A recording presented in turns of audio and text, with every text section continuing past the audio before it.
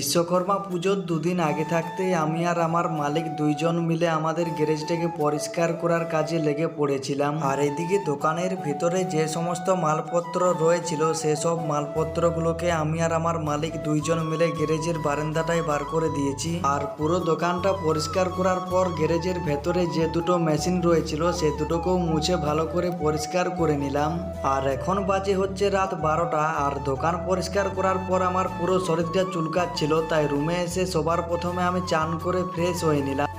আর এদিকে টানা 4-5 দিন ধরে বৃষ্টি পড়ছিল, তাই জামা প্যান্টগুলোকে আমি কাচার সাহস পাইনি। তাই আজকে সন্ধ্যাবেলায় সবকটা জামা কাপড়কে আমি সার্ফ জলে ভিজি। আর এখন প্রায় রাত 1টা বাজতে চলেছে। আর এদিকে খিদেটাও আমাকে জোরদার লেগেছিল রে ভাই, তাই আর বেশি দেরি না করে ঝটপট করে আমি খাবার খেতে বসে পড়েছিলাম। আর গ্যারেজে প্রচণ্ড পরিমাণে কাজের প্রেসার ছিল, তাই ভিডিওটি আমি ঠিক টাইমে আপলোড করতে পারিনি, অনেক লেটে আপলোড করা হলো।